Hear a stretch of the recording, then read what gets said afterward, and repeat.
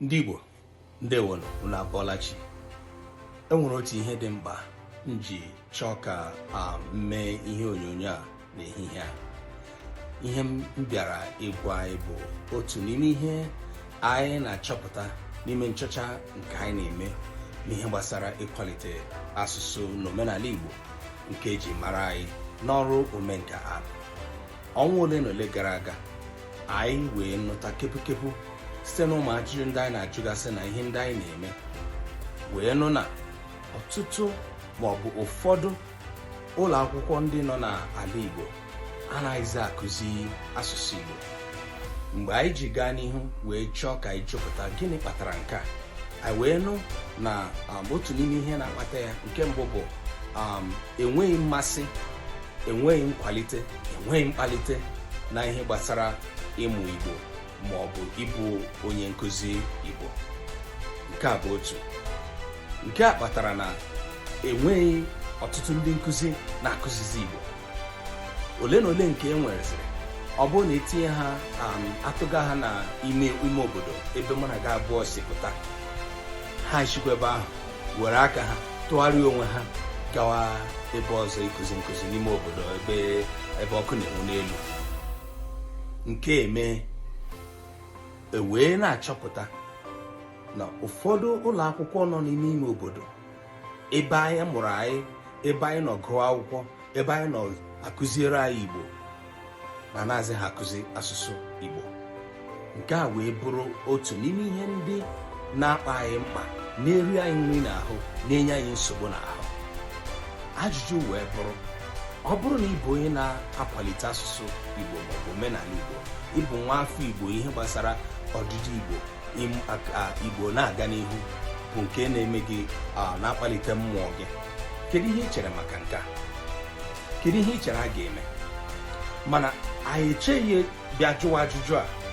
Anyị wee gaa n'ihu wee sị oke, ọ bụrụ na ihe a wụ ihe na-eme n'ime obodo anyị gbasara Igbo, o nwekwara ka ọ dị na anyị niile bụ ndị nọ na ma ndị nọ na ama soshal midia ma ndị nọ na ofesi ebe niile anyị nọ n'ala bekee, anyị wee na-ekwu ihe gbasara asụsụ omenala Igbo. Enwere ka ọ dị, ọ bụrụ na ebe ọbụla anyị nọ anyị wee na-agba mbọ ka asụsụ Igbo wee na-adị, ya bụ na asụsụ Igbo wa na omenala Igbo nwa na-ekwu okwu ya n'ime obodo na ala Igbo ebe ekwesịrị inwe ezigbote nkwalite, enweghị ya, nsogbu dị. Nke a bụ nke ndị Igbo na-asị agwọ nọ n'akịrịka. Ya nwa mere nji chọọ ka mbịa n'ehihie abịa kọwara anyị ihe a na-eme. Nke mbụ, dịka nke a na-aga n'ihu, ihe mbụ anyị chepụtara wee bụrụ sị anyị agaghị agba nkịtị, anyị ga-achọ ihe anyị ga-eme. Gịnị bụ ihe mbụ anyị chepụtara sị na anyị ga-eme?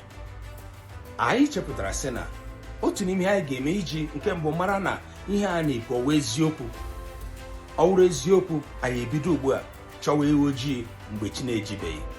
Anyị wee hiwe ọgbakọ workshop maka ndị nkụzi na-akụzi n'ogo ọta akara na n'ogo sekọndịrị, nke na-ahụ n'onyonyo oge ebe a.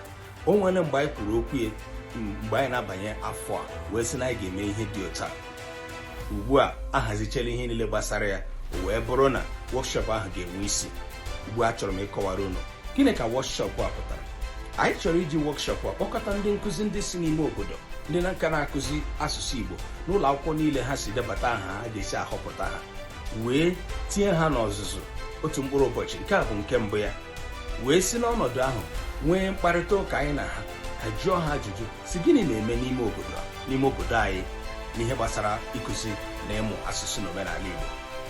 Anyị matụla ụfọdụ ihe na-eme, anyị chọziri iji ohere a wee matakwu ihe na-eme, gịnị na-eme.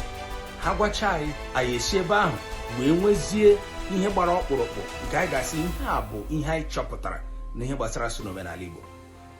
Dịka anyị na-ele anya sị na ihe anyị nụrụ nwere ike ịbụ ihe na-eme eme, anyị na-akwado si na anyị ga-esi na workshop a nke mbụ mee ya ka ọ bụrụ ihe a ga na-eme kwa mgbe. O nwere ike ịbụ otu ugboro abụọ n'afọ, o nwere ike ịbụ otu ugboro n'afọ. Anyị ga-esikwa ebe ahụ tụọ atụmatụ a ga-eji na-akwalite ndị nkụzi ndị ka na-akụzi Igbo. Tụkwa atụmatụ, wepụta atụmatụ a ga-eji kwalite ụmụ akwụkwọ ndị ga-enwe mmasị ịgụ asụsụ Igbo ruo n'ogo mahadum.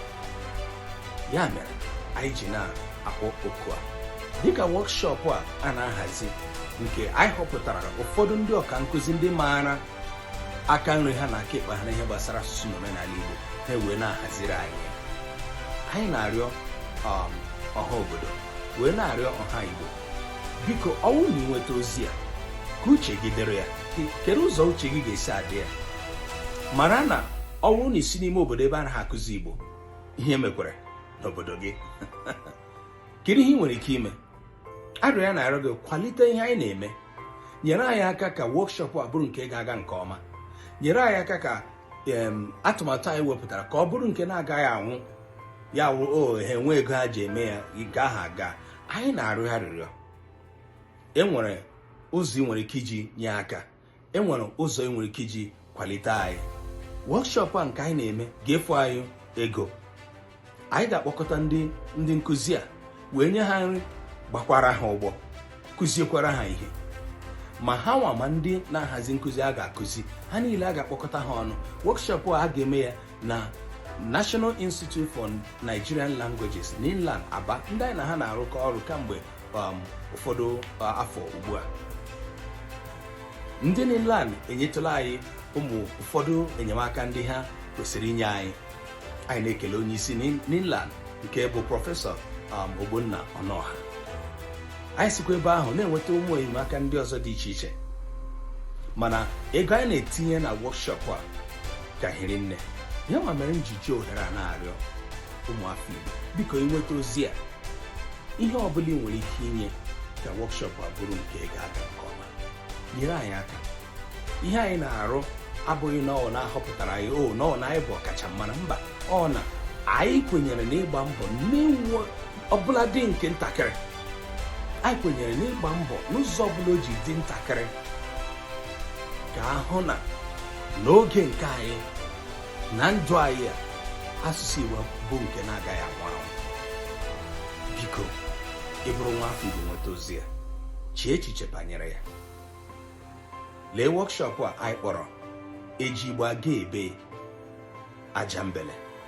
Ihe anyị ji kpọọ ya Eji Igbo Aga Ebe Eje Ebe Aja Mbele bụ anyị chọrọ ikwu okwu, kụzie ihe gbasara asị na ụgha niile a na-asị na-agha n'ihe gbasara ọmụmụ n'asụsụ Igbo si na-enwe ebe eji Igbo eche. Anyị na-arịọ ụmụafọ Igbo mee ka ụwa mara si na ọgbọ nke anyị nọ n'ime ya enwere ebe eji Igbo eche. Igbo nwere mmadụ n'ụzọ ọbụla anyị si gaa ya. Igbo nwere mmadụ. Anyị tụrụ anya na ndị Igbo ga-egosi na Igbo nwere mmadụ. Ndewokwana, ka ọ dịrị unu.